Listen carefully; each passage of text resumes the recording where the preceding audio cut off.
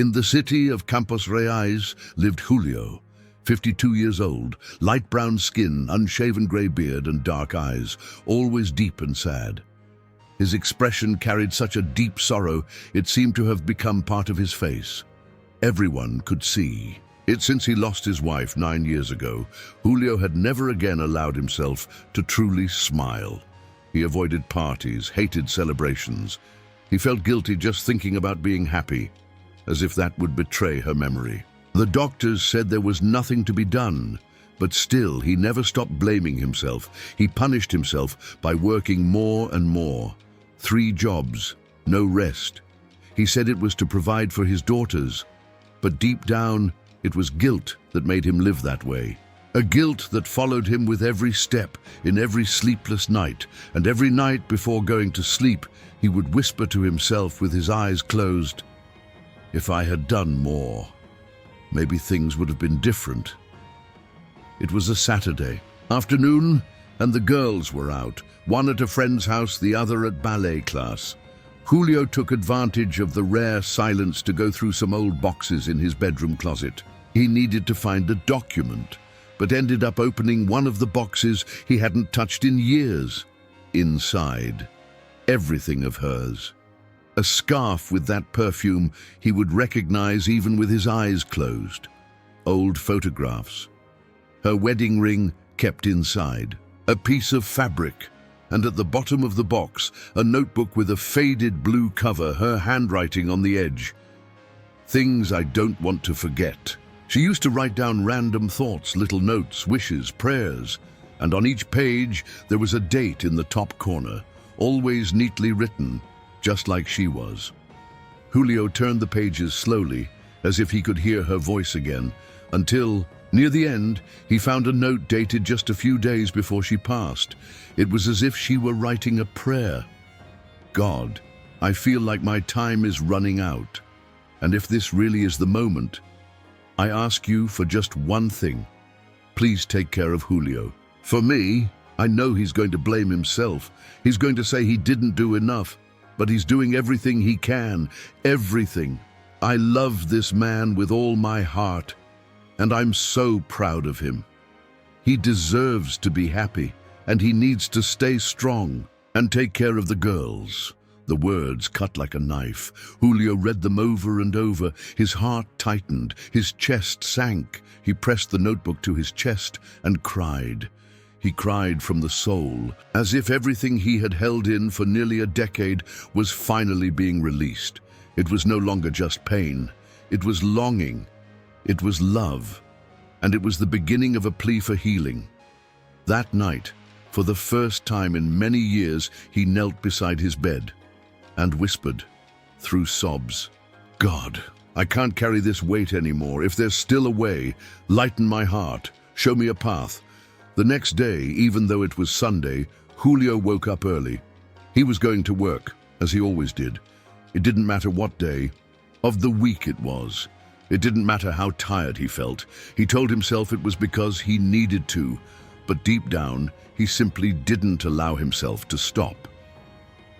When he arrived at work, he was surprised by a rare presence. The regional manager was there, a firm man, respected, but who had always treated Julio with a certain kindness. They rarely saw each other. The visits were few and far between. "Julio, good morning, my friend," he said, shaking his hand firmly. "Still working non-stop, huh? The manager told me you're selling your vacation days again." Julio replied naturally. The boss shook his head and sighed. "It's been 10 years since you last took a vacation, hasn't it? Since Mariana passed away." He paused, then continued in a lower voice. "Julio, I know what it's like to feel guilty, even when we have absolutely no reason to." Julio looked up, surprised. The manager glanced to the side, as if recalling a distant memory, and said, "I'm the youngest child, 6 years younger than my sister, and my mother died giving birth to me. I started to understand what that meant when I was about 5, and I remember my sister screaming that I killed our mother, that she died because of me. That got inside me like a truth. I grew up like that, And later, I found out my father was never the same again. I looked at the old photos, the ones from before I was born.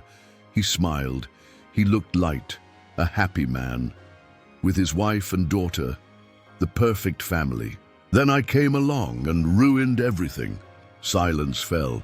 Julio stared at him intently. Those words were stirring something in him, something he couldn't quite understand. I carried that guilt for years, and it destroyed me from the inside out. Until one day, when I was 22, I went to a lecture, and one of the topics was how to be free from guilt. And that night I discovered one of the hardest and most liberating truths of life. Julio, guilt has a silent power. It doesn't just weigh you down, it dims the joy of living. It erases the desire to smile, drains the happiness from the little things, and turns your days into pure obligation. It's like you're always owing something, even when you're doing everything you possibly can. And the worst part, you know what it is? It's that the one who pays the price is you. You punish yourself without even realizing it, and along with you, the people you love most also pay. It's been 10 years since you took a vacation, Julio. 10 years. You have 2 daughters. Is that really fair to any of you? Now answer me. If it were your daughter carrying a guilt like that, living with that weight on her chest every single day, would you tell her to keep going like that? Would you say she doesn't deserve to be happy? Of course not. And do you really think that God, your Father, would want to see you like that too? Thinking you have to punish yourself forever for something that was never in your control? Or better yet, if it had been you who passed away, would you want your wife to carry that weight for the rest of her life, to never allow herself to smile again, not even with her own daughters? That's when I understood. The healing of guilt begins with compassion for ourselves, with the courage to look at ourselves without judgment, and the decision to stop hurting ourselves for something that's already over. Guilt wants you to keep punishing yourself. But love, self-love, God's love, is calling you to start again, to turn that pain into wisdom, that memory into strength. You don't need to forget what you went through, but you do need to stop condemning yourself for it. Guilt doesn't change the past, but forgiveness changes your future. And starting today, Julio, you can choose to walk more lightly. For your own good, and for everything that can still bloom through you. And if you'll allow me a suggestion, tonight before you go to sleep, do what I did that day. Close your eyes, place your hand over your heart, and say your own name out loud. Like this: Julio, I forgive you. You did the best you could, and you deserve to be happy again. Maybe. At first it'll feel strange. Maybe the pain will try to scream louder. Maybe you'll think it won't work. But over time, those words begin to cleanse all those feelings of guilt, of fear, of unworthiness. And the feeling of peace begins to find space inside you. 30 days passed, and Julio was no longer the same man. He had created the habit of praying every night, along with the exercise. And little by little, he began to feel worthy of smiling, again of resting, of living. For the first time in 10 years, he took a vacation and traveled with his daughters. They laughed, played, took pictures, and he cried tears of joy. In those days, he understood something he would never forget, that he is a child of God. And whenever guilt tries to come back, he knows exactly where to find strength. In the Father's arms, in the certainty that he deserves to live light and be happy again. Maybe you too have been carrying an old guilt, one of those that weighs heavy. That makes you believe deep down that you don't deserve to be happy. But the truth is, it doesn't matter what you did, what mistake you made, or what burden you've been carrying. You do deserve to live in peace. You deserve to let go of that pain. God loves you deeply, and He's already forgiven you.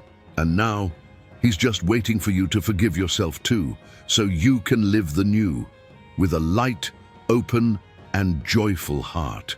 If this story touched your heart, subscribe to the channel. Here, every story carries a seed, and who knows, maybe this is the one that reminds you that you deserve to be happy.